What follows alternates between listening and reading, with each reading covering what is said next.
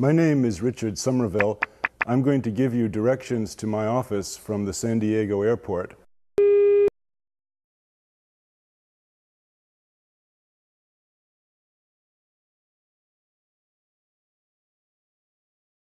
When you land at the airport and rent a car, ask for directions to Interstate 5.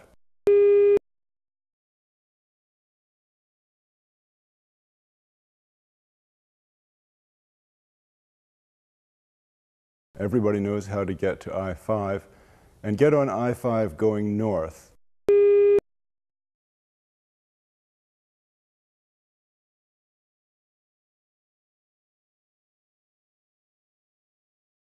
After about 15 minutes, look for the exit La Jolla Village Drive and take that exit.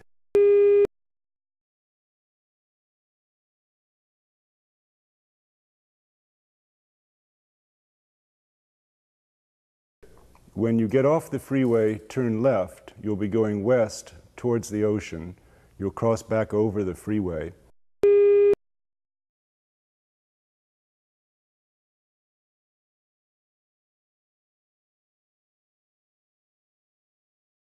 And then keep on going on La Jolla Village Drive until you see the campus on your right.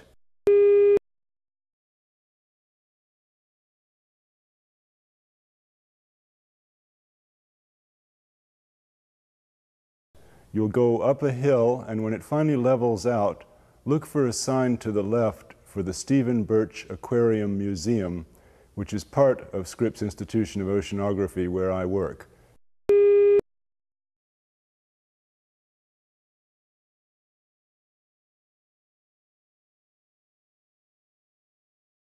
Don't take that left turn. There's a light there.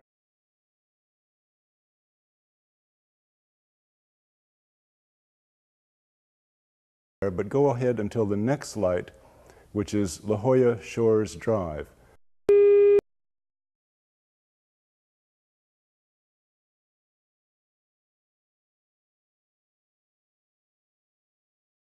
You'll at this point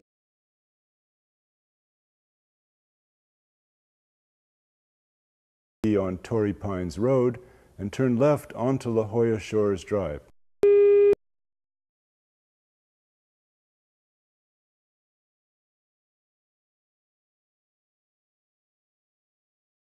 You'll be leaving the campus on your right. Follow La Jolla Shores Drive for about a half a mile.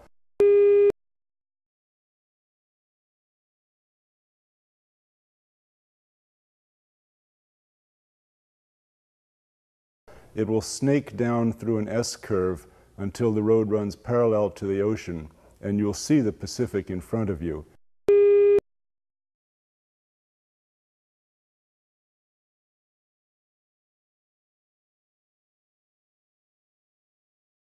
As soon as you come out of the S-curve, which will be just after some tennis courts, look to your left for a gray building called Nierenberg Hall.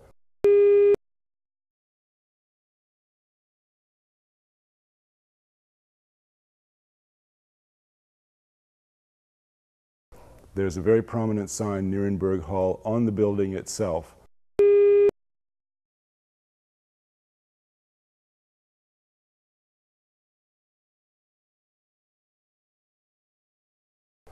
Turn left off La Jolla Shores Drive into the parking lot and park there, and then remember to get a parking permit. Find my office.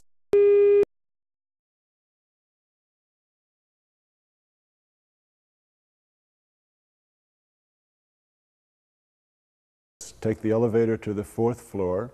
The building is a long rectangle.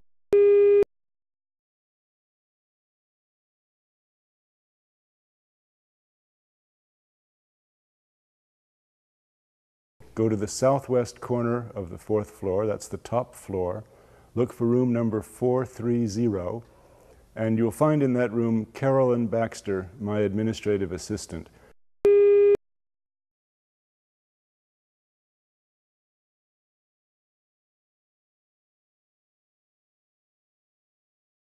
Ask her for a parking permit, go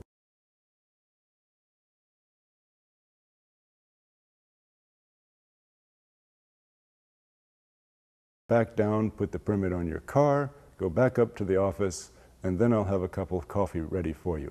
Thanks.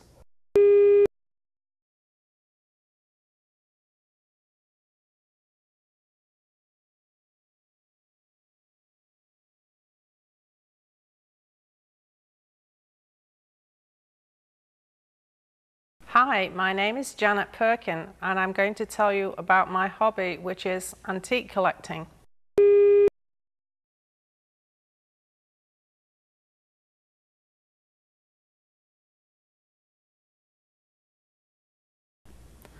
I think this first started when I visited my grandparents' house, which was a 17th century farmhouse on the outskirts of Sheffield.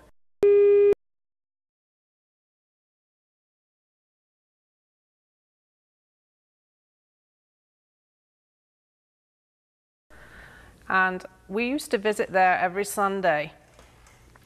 And I'm going to tell you what the inside of the house was like compared with what we live in today.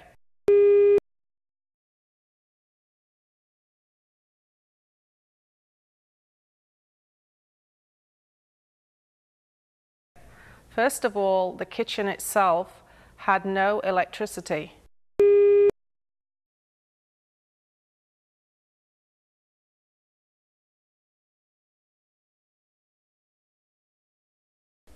They had to cook on a black leaded stove with the heat of coal from the fire.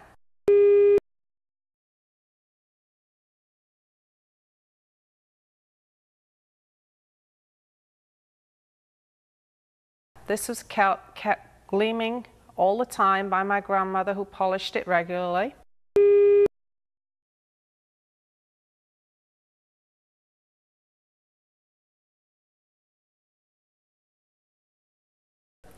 There was a huge pine table in the kitchen with an old red settle where the farm workers used to come in and sit and have their breakfast and lunch.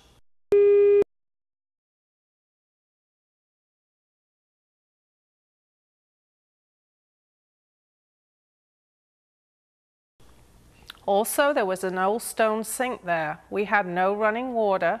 They had to go into the garden and draw water from the well.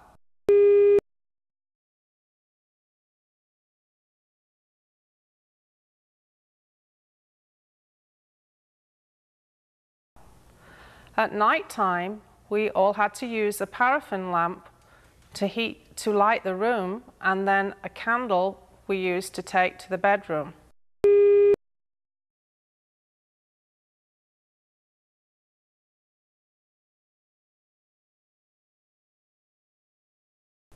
In the bedroom, we had beautiful pottery, jug and water, a water jug to wash with instead of having the bathroom.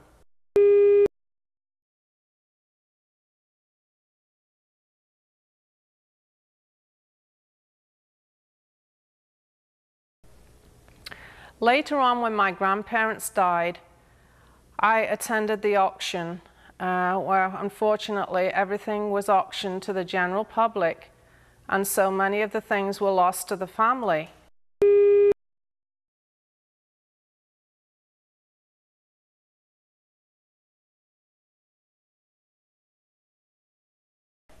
There's many things I wish I would have been able to have, like the old monk's bench, which was in fact a bench which also made into a table, a very rare piece of furniture.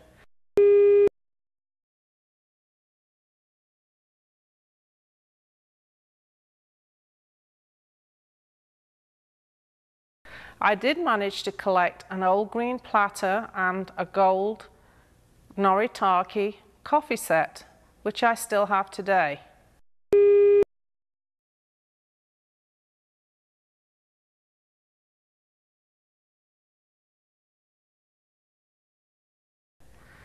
Later on in life, I did inherit other pieces from members of the family, such as a grandfather clock from my mother-in-law, which has been in the family many, many years, and we still have it today.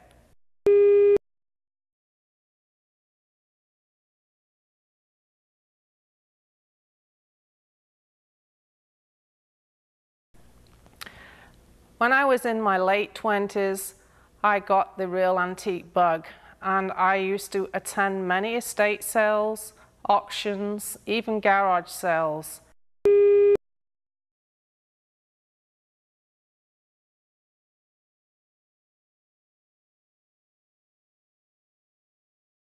And throughout the years, I've collected a wonderful collection of Victorian furniture. In fact, if you would enter my living room today, you would see a beautiful mahogany sideboard, and on that you would see a beautiful Victorian silver tea set, coffee pot, and then also in the room you would see a beautiful chaise longue for reclining on.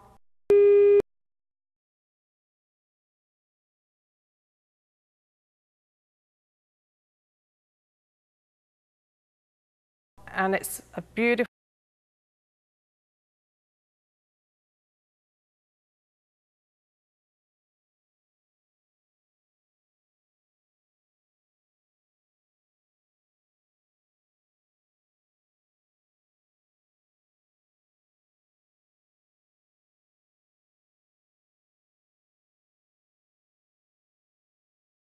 room with lots of prints, botanical prints that were popular in Victorian times.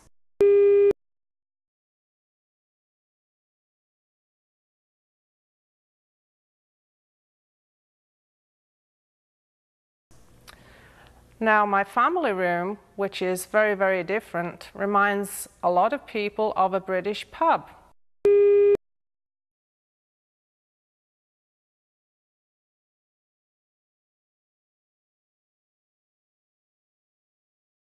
Because you will see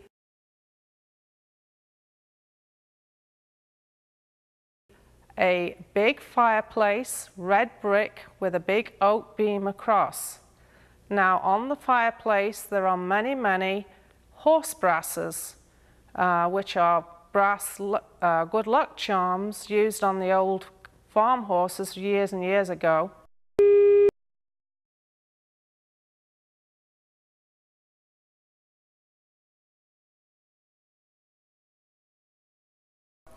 These adorn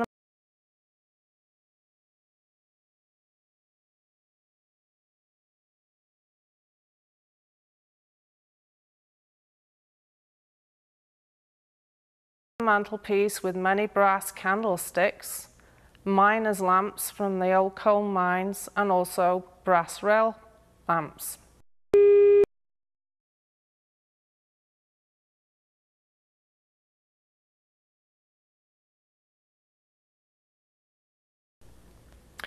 Now, also in the family room, you will find a huge oak table, very similar to the one in my grandmother's kitchen. Here is where our family meets every Sunday evening.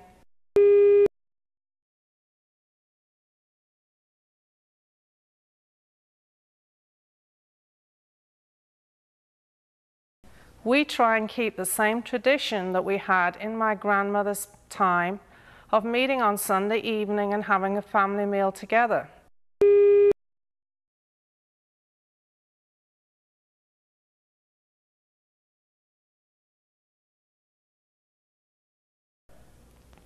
In fact, you'll also find a beautiful Welsh dresser there with many, many pieces of blue and white china.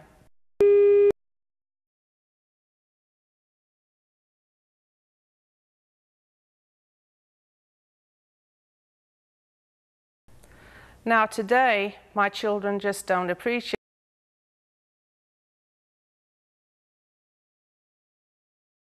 because these are things that have been treasured through members of the family and through my life, and I hope one day they'll come to love antiques just as I do.